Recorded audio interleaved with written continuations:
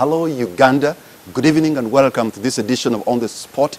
My name is Patrick Kamara. Tonight, our guest is the President of the United Nations General Assembly, His Excellency Sam Kutesa. He's in Uganda officially, but he's back home. So we're going to have a conversation that is stretching from here in Uganda. It will take us into Africa and the world stage. Your Excellency, Sam Kutesa, welcome to the show. Thank you very much. First of all, congratulations. Thank you. We have seen you rise from the humble path of Mawogola to the marbled corridors of the United Nations in New York. I can imagine most Ugandans are asking themselves, how did you do that? It's only one simple thing. Education, education, education. That's the only way you can move there. But also hard work, and I've had the opportunity to serve my country in different capacities as a minister in different ministries. I've been foreign minister for the last 10 years. I've been involved in regional issues here in Africa, in the region of East Africa. In Africa, we've been involved in conflict resolutions on the continent. I've interacted with many other people in the world, and so I was happy that my country nominated me, Africa endorsed me, and then I was unanimously elected by the United Nations General Assembly. Your country nominated you and Africa endorsed you. What is it that you can use to leverage for Uganda and leverage for Africa? What we are now engaged in at the UN, as I was saying yesterday in a public lecture, we are negotiating a new framework that is going to replace the Millennium Development Goals. This is the post-2015 development agenda, sustainable development agenda. And this agenda is going to be more inclusive, it's more ambitious, and its aim is to be transformative, to transform societies, not just to deal with the social issues, although those are dealt with, but we have development issues, we have to address the environment as well, because that's the only way we can have sustainable development. So in terms of how Uganda will benefit, what Africa will benefit, as I said, we had 8 goals in the MDGs. Now we are looking at 17 goals. The overarching principle is ending poverty and hunger. And we are trying to find resources that are greater than we had for the purpose of MDGs. So we hope that within these goals, if the agenda that we adopt in September this year is domesticated and integrated into the Uganda Vision 2040, then we shall be able to reach the ordinary people and end poverty. They come into a country, for example, like Uganda, where you always have very good policies, very good programs. We fail flat when it comes to implement. So what can you do to ensure that people own and implement? Because that seems to be our Achilles heel. I think the way to go about making sure you get implementation is first and foremost involving people in the formulation of the policy. Once they own it, once they are part and parcel of the policy that they have formulated, and this is what we are doing right now, then they are in a better position to implement it. Then you strengthen institutions, you fight corruption, you make sure that these institutions fulfill what you all agreed upon organically that you can implement. In this case, for example, on the 9th to 10th of February, I am in New York. I am hosting an event on means of implementation. It's all very good to have a good agenda. It's all very good even to find money for it. But if you don't concentrate on means of implementation, if you don't get the actors to buy in, then you have a problem, and that's why most programs don't work. So I am organizing a conference where leaders of cities, parliamentarians, district leaders, where the policies are going to be implemented, are going to attend and discuss and be part and parcel, not only of the formulation, but of the means of implementation. During your inauguration, when your acceptance speech, you gave an example of a woman from your constituency. I think you talked of a lady called Nabanja. That's right. And whom you helped to acquire land about 10 acres. And a few days later, the husband sells that land. It shows again the patriarchal nature of our society, here in Africa, but across the world. You see, Africa and the sub-Saharan Africa has about 20% of the global population, but has 70% of those who have a burden of maternal health problems. What should the women of Africa and Asia and the other countries that are wallowing in poverty expect from your presidency? I think there are two things. One, we need to strengthen legislation about property ownership, particularly property in terms of inheritance, property in terms of the family. But even when we do that, it seems to me, and I see it as an experience here in Uganda, if you bring poverty and the family out of poverty, the tendency is that the head of the family, who is mainly the man, ends up taking the income. I have seen it in areas where there is dairies, milk dairies. In the past, there used to be an occupation. You could have milk sold, but you would also have milk for the woman to make ghee and sell it. But now all the milk is sold. And when the income comes, very little of it goes to the woman. I think what we need to do now is find affordable credit to enable women to also do their own skills-based enterprises, weaving, baking, all sorts of things that can earn them income rather than just land-based.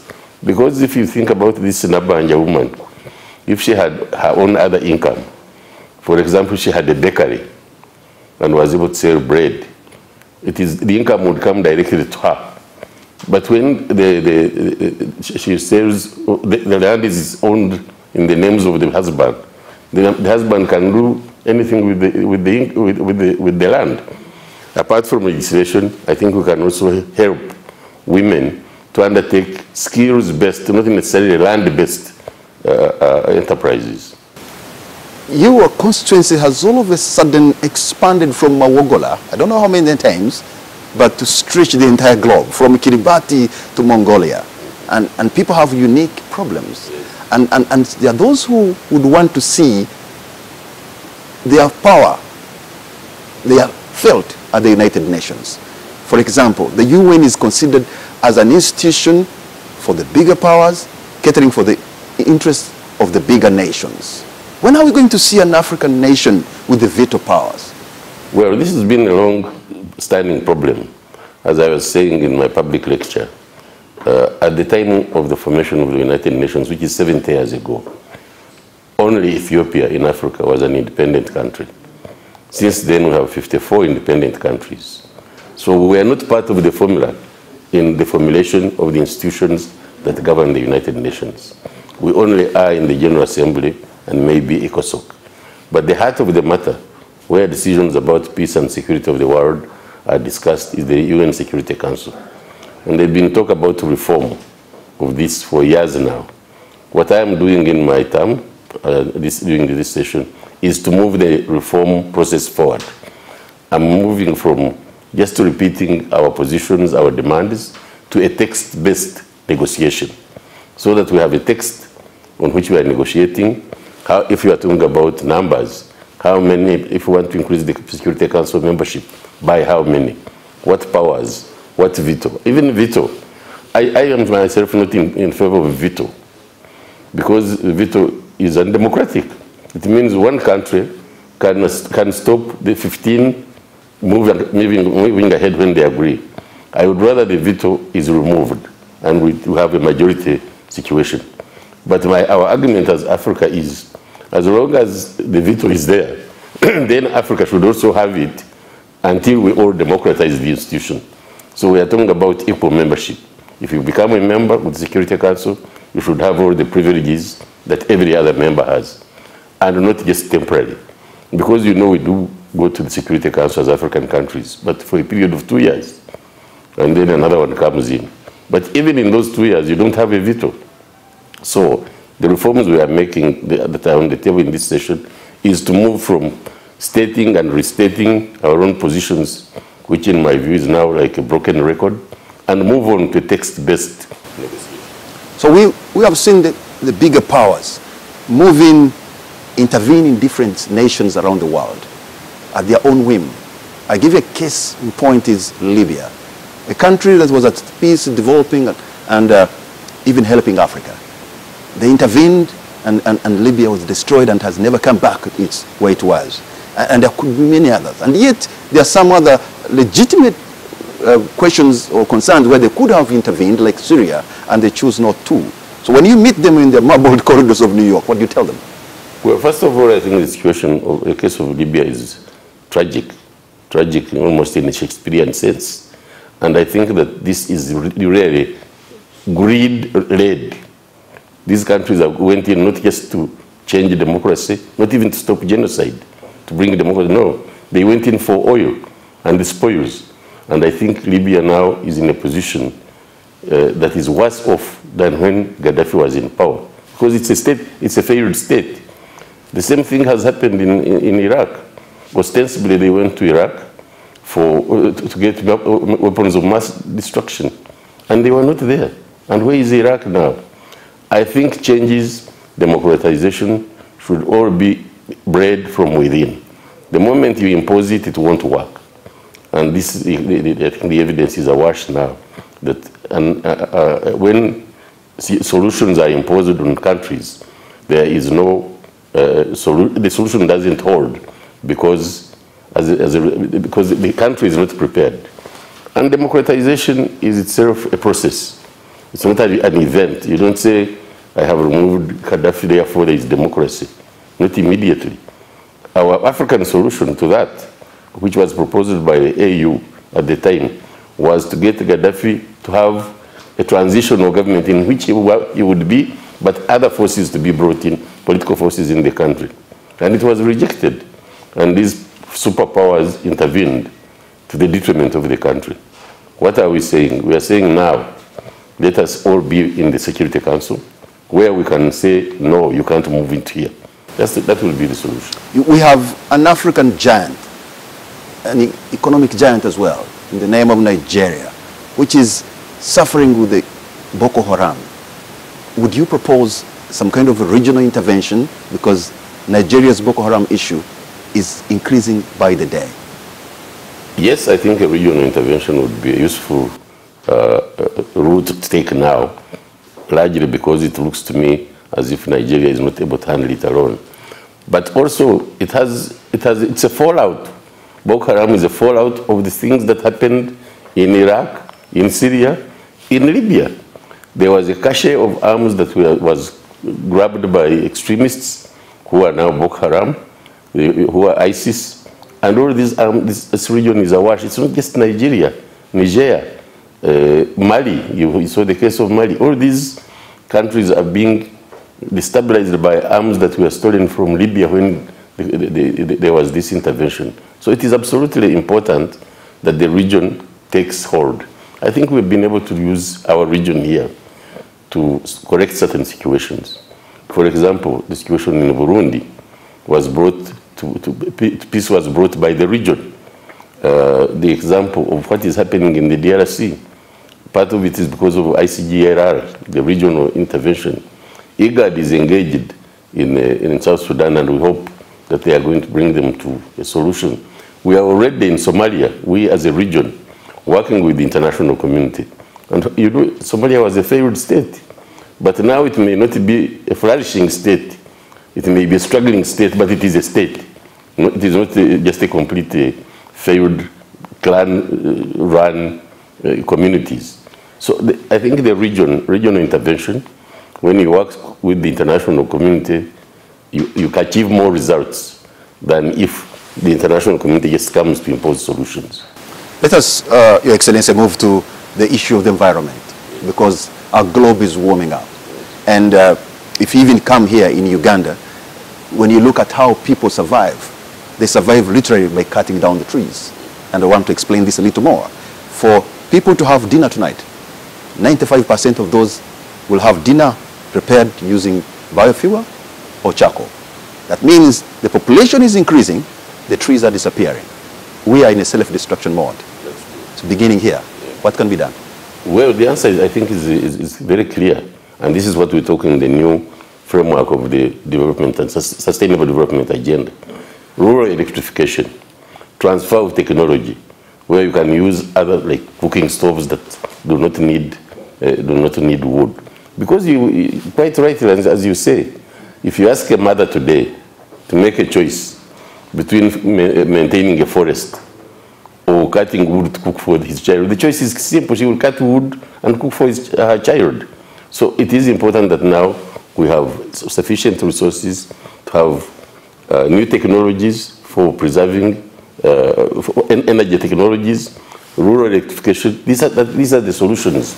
But the solutions, Your Excellency, the solutions for Uganda, we see the electric wires pass through the villages of Amuru, villages of Mochwini, and villages of Nagongera. But when you look at the humble dwellings of the people, they cannot really have power. They can't even afford to pay for it. That's the reality, Your Excellency. You see, rural electrification is not necessarily just grid power.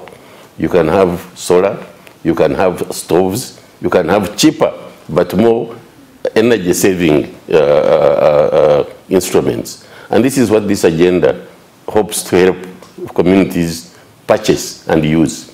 So it is not only in this Uganda, it is in Africa. In fact, some countries are far worse than Uganda.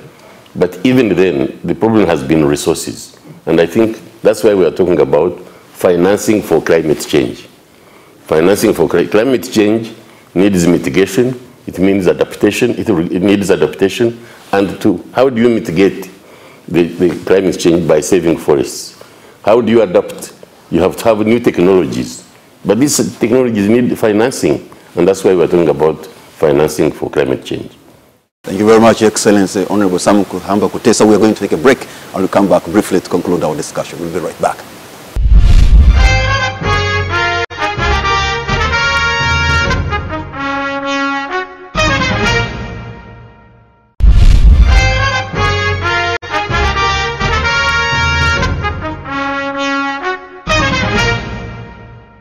Welcome back. You're watching On the Spot. My name is Patrick Kamara. My guest tonight is the President of the United Nations General Assembly, His Excellency Sam Kahamba Kutesa. Today, Excellency, we see a lot of unequal power relations in the world. And that is really what is, I think, causing a lot of conflict. How can you use your presidency to at least reduce those unequal power relations in the economy, in the power itself, and other sectors? I think, first of all, the reforms that we are undertaking in the UN, I don't believe that they will be completed within my session. But a beginning is going to be made, and I think it's an important beginning. The other one is about economies. The economies, I think, when we branch out into the private sector and bring in more players that depend on official development assistance, then the powers of the strong nations will be reduced in terms of financing our own. We must stand on our feet eventually. We must add value to our own products. We must develop our own economies. Our economic development, our economic strength is what will make us independent and therefore reduce the interference of foreign powers. Where is that going to come from if I use the Ugandan situation where we have figures indicating economic growth? But when you look at what is actually contributing to that growth, it's not the largest part of our population. It's not agriculture, it's not industry. It is something to do service. Will that really transform most No, African countries? I think what you need to do is to reprioritize your investment with your resources. Agriculture is very key. Now we are talking about commercial agriculture, not subsistence agriculture. If you continue in subsistence agriculture, you'll never break the gridlock. So it is important that we reprioritize. And I've seen it now in your Vision 2040. There's a new reprioritization of the investment sectors where we need growth. And this growth ought to be inclusive.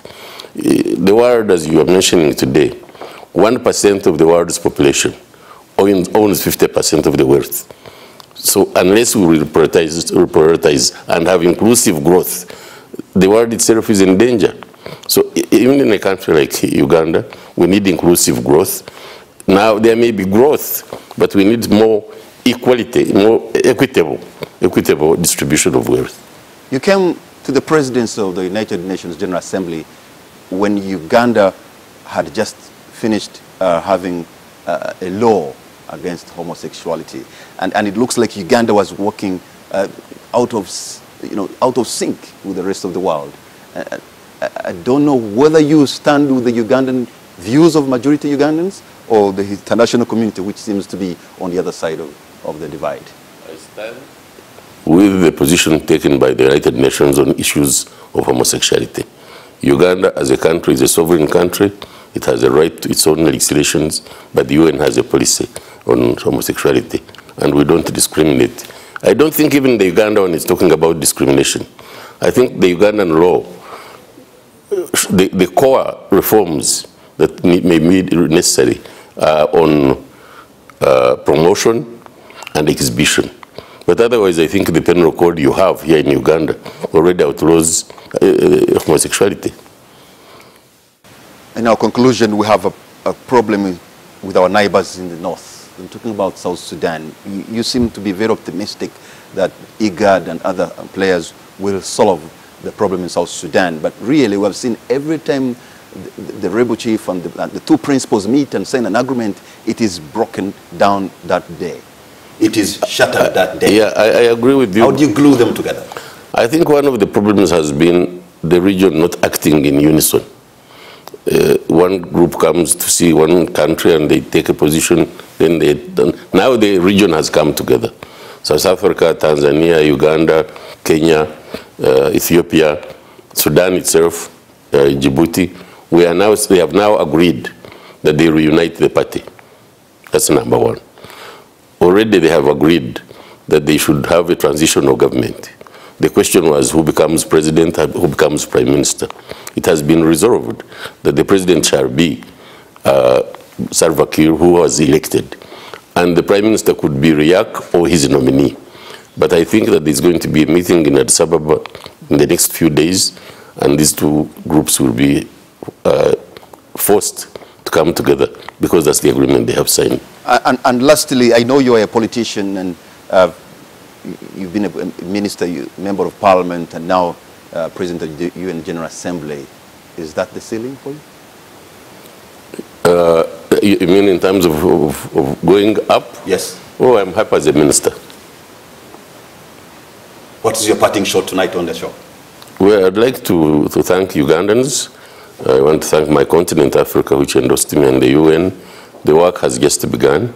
I've only been in the office for 4 months, and the agenda is laid out, and I believe that we shall make a difference by the time I finish my session of presidency. There, you have heard him. His Excellency Sam Kahamba Kutesa, President of the United Nations General Assembly, was had a humble but steady trajectory, rising up from the dusty pathways of Mawogola to the marbled corridors of the United Nations in New York. Thank you, Ugandans, for being part of this show. Good night, and God bless Uganda. Thank you. Thank you. Thank you very much. Thank you very much.